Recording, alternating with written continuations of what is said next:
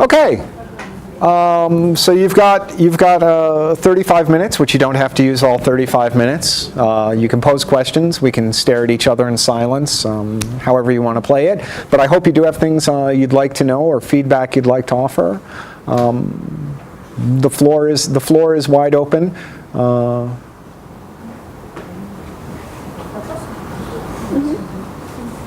Hello. Could you just give me your first name, please? Yeah, I'm Okay.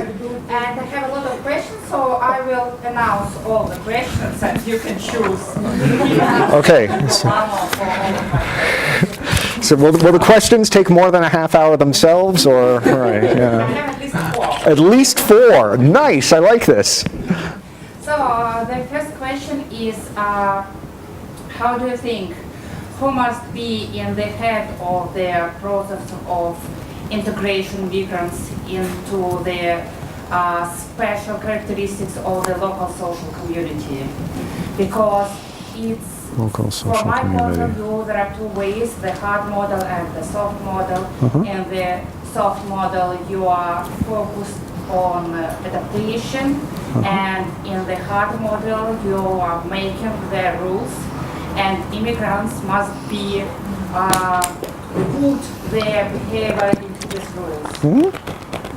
The second question is, how do you think is the integration process is a task of government or it's a task of local communities, especially in small cities?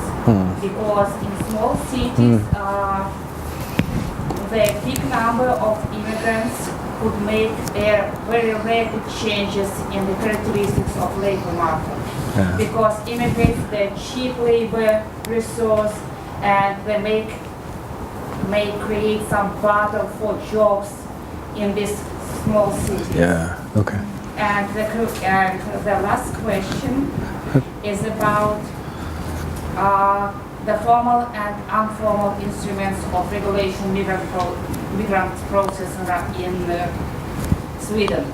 Because in Russia they have a situation that we have a lot of formal instruments of regulation, migrants and migrants' activity and migrants' activity in the labor market and so on. But unfortunately, just a very limited number of these formal instruments are working. Something working. A lot of them doesn't work. So, in real life here in Russia, we have some situations, especially in small cities, then migrants coming from other countries, from CIS countries or from countries like Syria, they're creating something like national community, very close national community, and they're living their own life. They are not integrated in real cross-culture territory of Russia, cross-culture sphere of Russia. So they here in Russia, they are still becoming foreigners, an immigrant foreigners. They are not real Russian citizens. So the question is about how do you think, how it's possible to make, to differ, how it's possible to transfer these formal instruments into real working methods?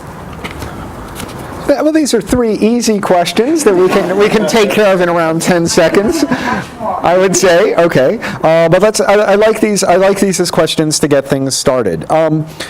In terms of, if we take the first question, this whole notion of soft integration versus hard integration and which one is seen as optimal and who should lead the process, I can actually relate that to the project, the Welcome Project, that dealt with integration of mobile EU citizens, because we saw very different types of emphasis in the different cities and different ways in which integration was framed and implemented. And what we found was we received a question very similar to yours a lot of times when we'd go and speak with policymakers, people in cities, when we did a talk at the Brussels Parliament. We always get the question of what's the best practice? What's the optimal way? And as somebody who's a political scientist by training, and a political scientist who believes that all problems are the result of all political problems are the result of a certain framing or representation strategy, that is, that there are rarely objective problems per se, we argued in this project, and we actually produced a toolkit for use by cities, saying that there is no such thing as a best practice. That what there are potentially good practices. Now, what constitutes a good practice? Part of what will constitute a good practice will depend on the political will of those who have the ability to make and enforce decisions. That if you have people who authoritatively can make policy, and they are fundamentally opposed to a multicultural, open, inclusive, tolerant approach, if I march in and say that this is a best practice, it's not going to get anywhere. All I can ever say are, here are what we have seen in different settings, their advantages and their disadvantages. It's up to the policymakers and those with the administrative capacity to choose from a toolbox of possible solutions based on their political will, based on the types of migrants that they have, based on the institutional framework that exists, based on the specific areas in which the challenges may exist, and then to try to combine those. But these sort of one-stop solutions of here is the solution, or the argument that don't we see that either multiculturalism has failed, or don't we see that an assimilationist approach has failed, those don't get us very far. What we need to be doing is looking at the case-specific nuances of a given city, structural factors, economic factors, demographic factors, and then what we also need to be taking a look at is, of course, is there a willingness among political officials to actually problematize the issue in a certain way? Because if they won't problematize it in a certain way, it won't matter. Can I go on to number 2? Yeah. Thank you. This question about small cities and integration processes, why I really like this is because I've actually got a group of undergraduates that have just proposed a fictitious project about this. One of the things I do with my undergraduates is I have them learn how to do pitches at project meetings. I create this fictitious project meeting of international partners where they have to show up and pretend they represent a certain actor and say, we'd like to be part of this project and here's what we'd like to do. So they pretend there's millions of euros on the table from the European Union, and they pretend they're from wherever. And they do a 20-minute PowerPoint presentation saying, here's a problem, here's what we'd like to do, and here's why we want a big chunk of the budget. And one of them last week, one of these groups, did a fantastic presentation on the problems of small cities across Nordic states and immigrant integration. Now, the interesting point from your perspective is the problematique that they described is very much the opposite of what you've pointed out. And they've described something which is relatively accurate in the Nordic sense. That at least in Sweden, Norway, Finland, Denmark, you'd have to let me know, what we see are a large number of small municipalities who have suffered from depopulation as people move to rural areas. So the problem isn't immigrant competition. The problem is they need the immigrants. How do you convince somebody who comes from Syria who may have relatives in Stockholm and all the families in Stockholm and the nightlife's in Stockholm and the nice cafes are in Stockholm, how do you persuade them to come and settle above the Arctic Circle where there's 8 people and a goat? I mean, this might not be the most attractive place to come and live. And there are cities right now engaging in this competitive process of how to think about and how to think in terms of, well, what is it that will entice migrants to come here? Because yes, we can provide cheap housing, there's no problem there.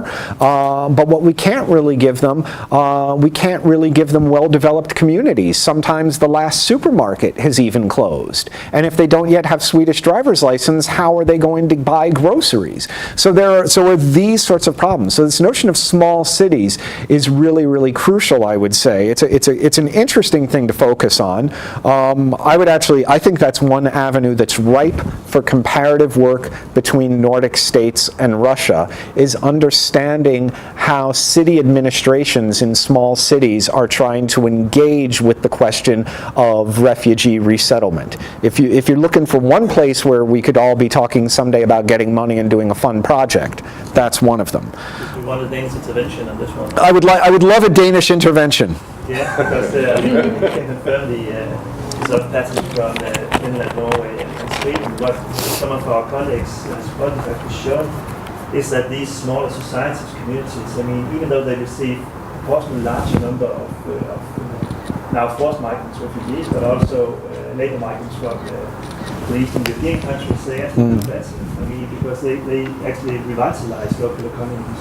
They're not competitors for the same jobs, but they actually make it possible to maintain, some kind of industry, and so they help keeping local schools alive, which otherwise would have to close down, and even more people would move from these small rural parts as well.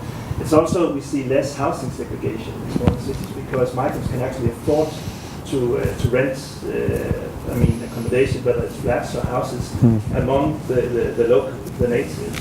Whereas in the bigger cities, the immigrants earn less money than at least the majority of the natives, and are forced to live in specific, more segregated urban housing areas. But in the local cities, the smaller the better, almost we actually see less segregation. We also find less, when again looking at attitudes and speaking to people, we find less hostility from majority population in smaller communities than we do in larger communities. So basically confirms whatever findings may be in the other countries. And just to add on that with competition and the labour market, for example, that they provide a new labour force that actually can take on those jobs that the Danes don't want. That is really difficult to get employment to, and which sort of goes hand in hand with actually revitalising, not just maintaining industries, but actually revitalising industries in different areas, in the outskirts and the periphery area in Denmark. I'm pretty sure it's the same. No, yeah.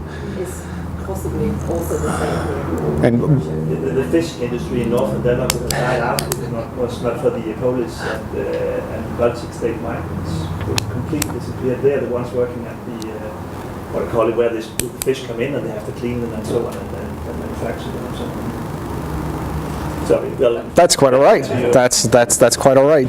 Can we go to number 3? Yeah. All right, we're going. Also the question number 4. Okay, question number 4. All right, that's good. We'll just keep them going. This notion of formal and informal instruments. I want to focus on one specific part of your question, if that's okay. And if you feel that I haven't addressed the broad question, let me know. And this was this notion of the establishment of these more, maybe it's too pejorative of a term, but separatist national communities that we see of refugees within either larger municipalities or even in smaller communities, that they live apart of themselves. There's a book that I'd recommend that you read. There's a book that I recommend everyone read. It was published in 1985. It's called A Small City in France. And the subtitle is A Socialist Mayor Confronts Neo-Fascism. Now, how's that for a title? And the author is Françoise Gaspard, and she's a historian who was the mayor of a small city in France, right outside of Paris. I speak no French, so I'm about to butcher the name of the city, Dreux. She was mayor of the city called Dreux, and what she did was she watched as the far right-wing Populist Party National front grew in strength and eventually won an election there, and tried to understand what this process was. And it's an interesting book because I'm a social scientist, I'm not in the humanities, and so it's written in a very different style than the type of social science I'm familiar with. So I find it interesting the way in which she develops an argument. And I'd say that she raises a number of issues that go to the core of our concerns that underlie your question. One of her key points is this whole notion of cultural adaptation to this idea of to the French. She documents in the first third of the book that there essentially is no such thing really as the French at the local level in the community. That any community over time has been the product of people who have come from all sorts of different places. Sometimes they've just come from different communities down the road. Sometimes they've come from further afield. And this notion of that we have this very distinct, immutable, local French identity that you can take a snapshot of and is static over time is simply not the case. That what it means to be that community is always just a simple function of who lives there. Now that, of course, doesn't solve your bigger concern. Your bigger concern is the notion that we don't have interaction. And she deals with the interaction issue by contrasting what we see as she highlights what she sees as problems in urban planning, that the way in which when these communities were designed, these smaller communities, and this is a city that received a bulk of its immigrant labor force as a result of labor migration, so they would come in, work in the factories, and where would you house them? Well, you'd house them in cheap housing, nowhere near sort of everyone else. And so they were off by themselves. So A, it's partly the urban planner's fault. And B, what you saw over time was a decrease in the type of community activities that would bring people together regardless of class, ethnic background, and station in life. She's got this one section of the book that focuses on what she calls the importance of Saturday nights. And there used to be these Saturday night dances in community halls in the 50s and 60s. Where people would just get together and they'd dance, and it didn't matter if you were a factory owner or somebody who was cleaning the factory floor. Everyone was there. And it's a metaphor, but it's actually an interesting metaphor for the way in which what we see is a loss of opportunities for people to engage in a similar public sphere together. She's not as strong on solutions, I would say, but actually in talking with a colleague of mine who is with the Swedish Institute for Public Administration, which is a think tank that used to be part of the Swedish state but isn't anymore. He had said to me that part of the way in which we need to counteract this idea of the emergence of separate identities and separate communities, that we need not solely to place expectations on those who arrive.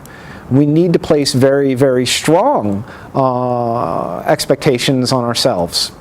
And his suggestion, as the Syrian refugee crisis began unfolding, was that we were losing a tailor-made opportunity with state television, 2 state television channels, to begin educating Swedes about what is Syria, where is Syria, what is the history of Syria, what is the crisis, what is Syria? What are the languages? What are the religious? What's the religion? What's the culture?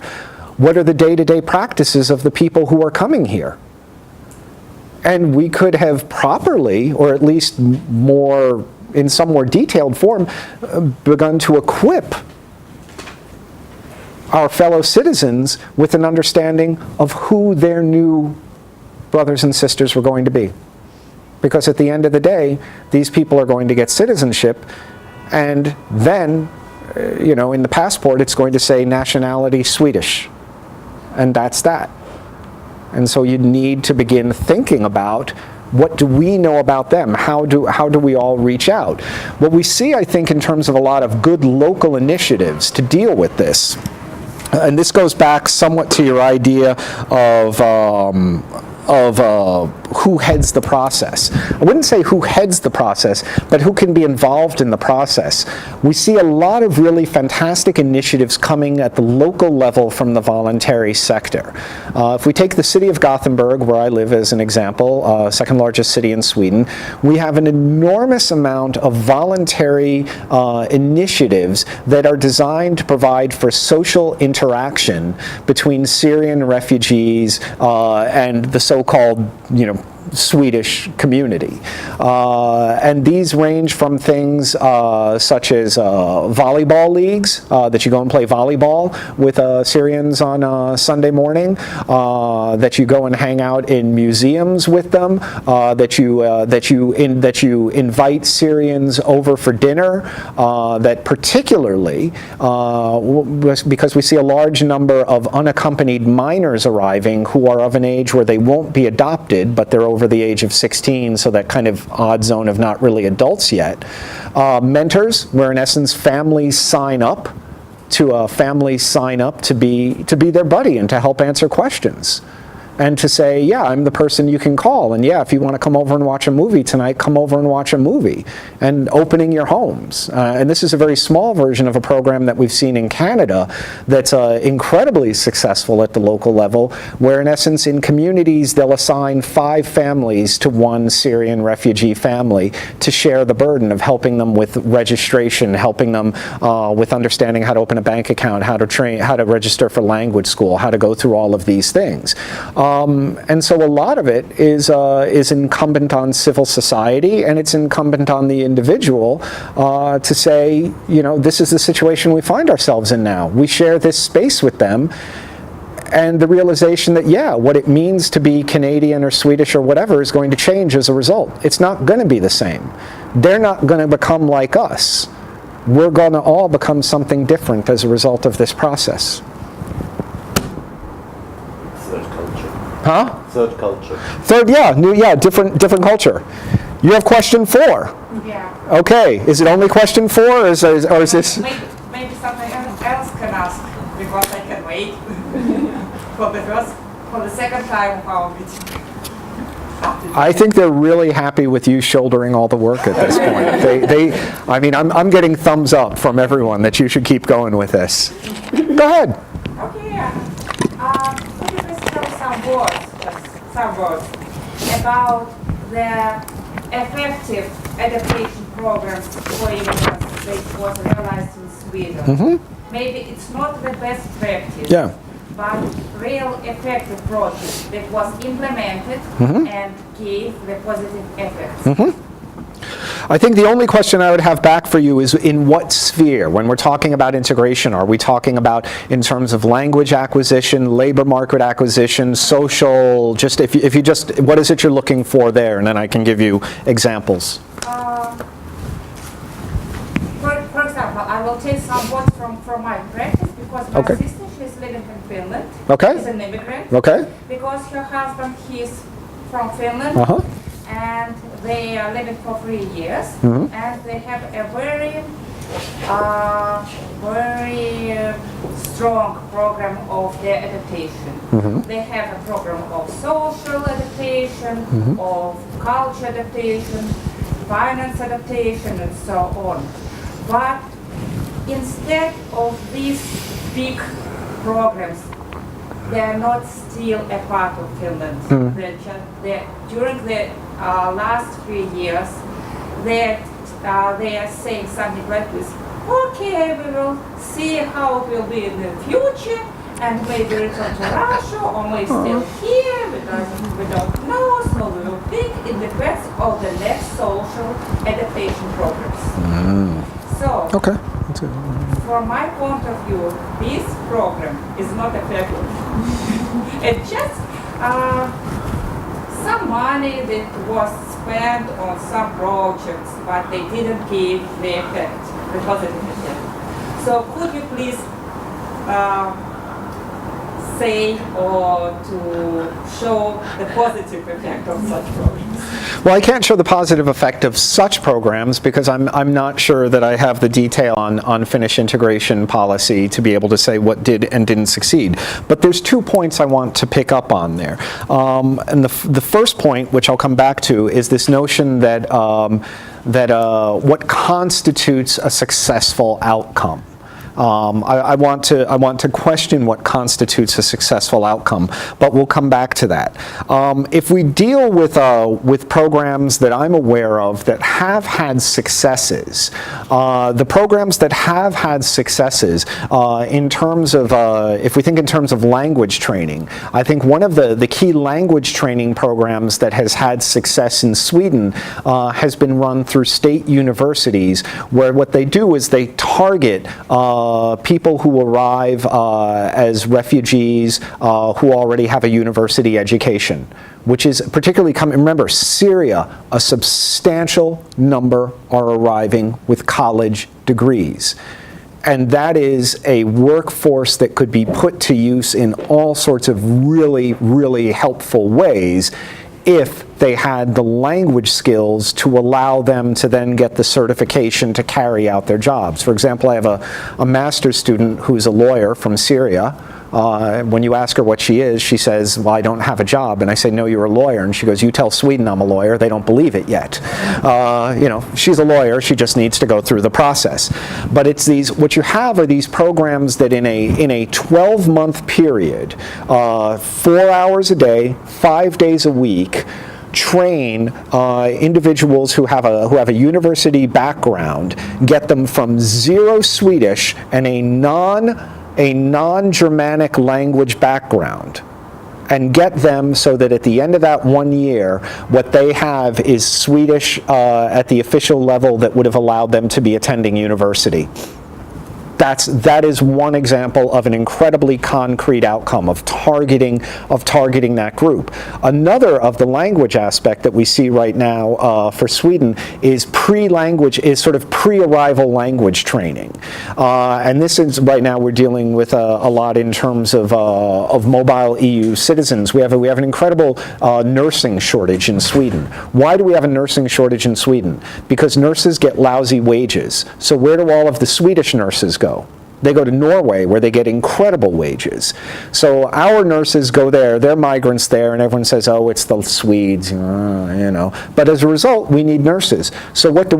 We open up specific language training programs in Eastern Europe so that Eastern European nurses can get sufficient medical Swedish and then come right into Sweden day one with language training. That's something that's another, I'd say, very, very strong aspect. In terms of labor market integration, one of the things that we're doing right now when it comes to Syrians is this whole notion of this I'm trying to think of what the right phrase in English would be. I wouldn't say it's so much of an internship. It's a type of internship. What we find that's a problem in Sweden, unfortunately, is that there's this, we're a friendly people, but we're a closed people. And we like people who also are like us. At work, we drink coffee at 10 a.m. If you sit in your office at 10 a.m. and you're not drinking coffee, there's something a little bit why? Why aren't you drinking coffee at 3 p.m.? Why aren't you leaving at 4:30 in the afternoon to go pick up your children? There's certain expectations which aren't just about your skills. They're about your sort of understanding of the unwritten social rules of the workplace. As a result, we have this horrible problem where people that don't have Swedish last names oftentimes don't even make it to job interviews, or they look at their CVs and they see that they have all of these qualifications, but they've never spent a day in a Swedish workforce, in a Swedish job position. So you provide them with this opportunity to shadow and be involved in workplaces that are relevant to their training for a 6-month period, which then is in essence something that chips away at this skepticism that they shouldn't, that they don't really belong. Because yeah, we have that problem as well.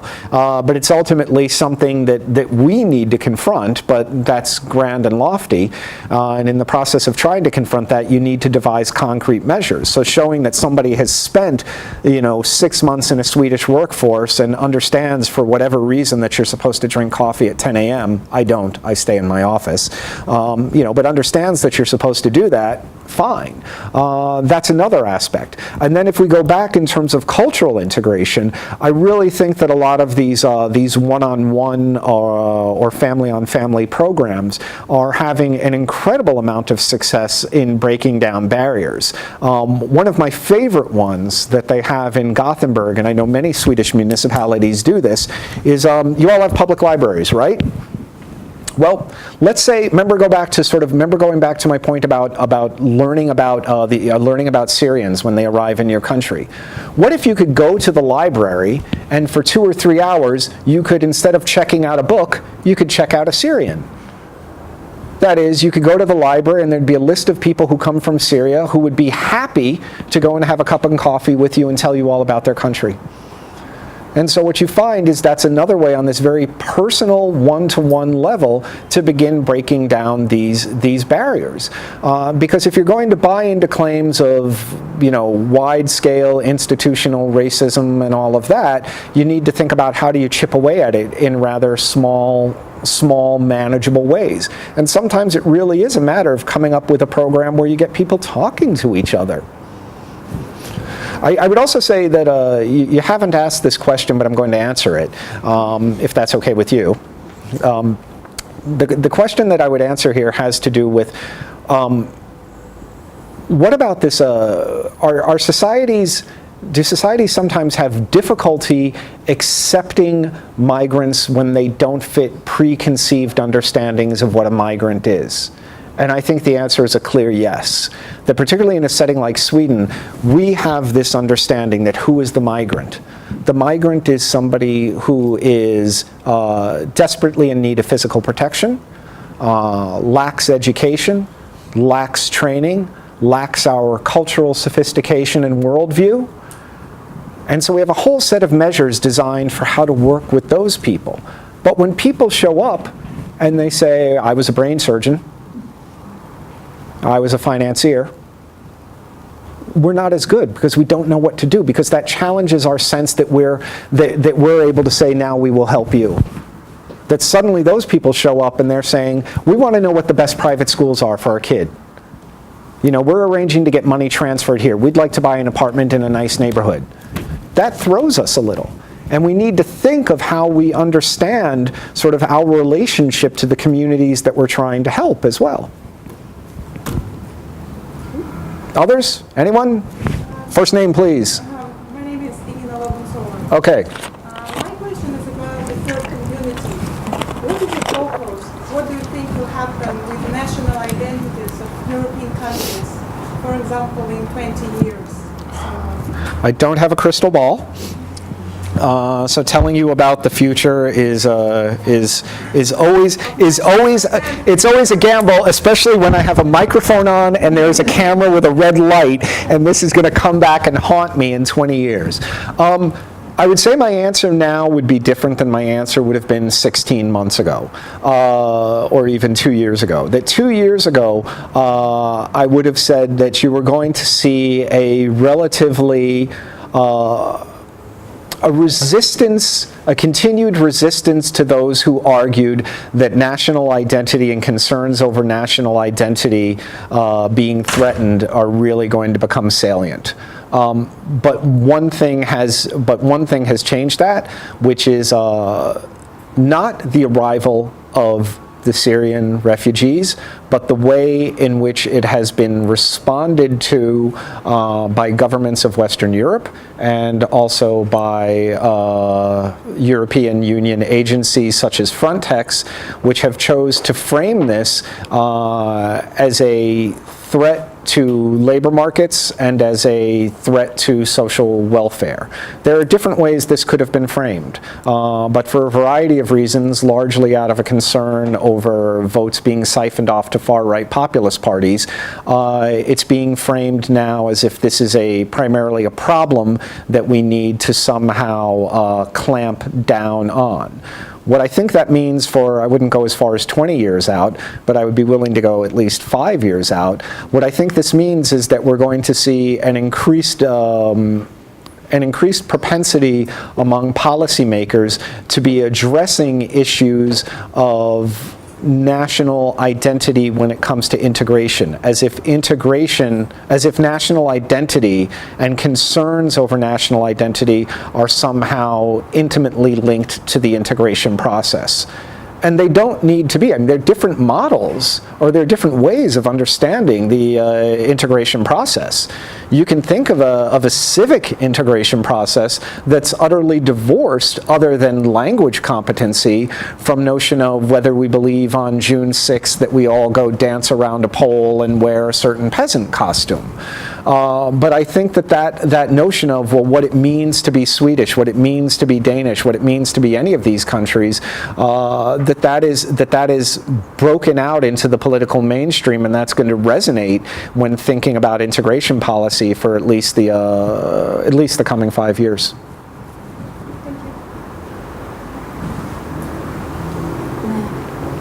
Yes. I know. So I have a question about elite voices. Yes. So, and what kind of elite do you mean, and whether you classify the elite on political, economical, artistic,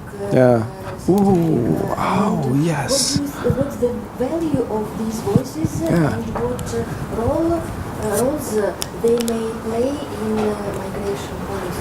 This is a good question, because what you've automatically identified is one group of elites that we've left completely out of the picture, and that's artistic elites, and I'll come back to that in a second. When we talk about elite voices in terms of the methodology for the project, what we're talking about are those actors who are involved in either a policy-making or administrative capacity within the public sector, or those that are involved in stakeholders in terms of being representatives of NGOs or quasi-public organizations that have to do with the development, adoption, and implementation of integration policies. So examples would be certainly at the local level or at the regional level, when you do see that policymakers have the mandate or the competency to make decisions on a certain area, they'd be relevant elites. Those in the civil service who have to implement those, they would be relevant elites. Your point about academics is an absolutely essential one, because clearly when we think about the construction of this understanding of what a migration problem is, academics are often those that produce knowledge, not objective knowledge, but they produce knowledge that feeds into this process. So understanding what they think, how they see is also important. The media is absolutely essential here in terms of not only the content of their stories, but also where they derive their understandings from. I mean, what we've seen again and again in the Imagination and Welcome project is you'll talk to those working in the public sector, and you'll say, well, why is it you're working, why is this the big problem? Why are you working with them? And they'll say, well, didn't you read the paper? It's in the paper every day. And here are people that have access, to research offices within their municipalities, and when you ask them why they engage with a given issue, their response is, because I read it in the paper. I mean, journalists have this incredible framing role. So, I mean, they're an absolutely essential elite as well. Artistic elites, I really like that. I haven't thought of that. To what extent does culture frame, if not certain understandings, to what extent does culture frame certain divisions and distinctions between migrant groups, and to what extent can it bridge them? I'll take that back to some of my colleagues in the art school in the Center for Global Migration and speak with them about that. Healthcare professionals are another elite. I believe you had mentioned this project that you're doing now in terms of migrant health. That's actually something that we've started to work on now, linking people in public administration with the medical school and understanding the way in which dentists and doctors are frontline bureaucrats who have the ability to say yes or no to provision of health care. Because right now in Sweden we have a situation where if you're undocumented and you're illegal, well, you still have the right to certain health care if it's an emergency. But who makes the decision as to whether that health care gets provided? The doctor. The doctor is suddenly the person sitting there as a bureaucrat. The doctor is the civil servant. And so playing with that linkage between healthcare and migrant health outcomes and the way in which doctors, nurses, psychologists all constitute civil servants with real power over migrant health outcomes when it comes to access, to me is just one of the, that's cool stuff. So if you're doing something like that, I want to know more.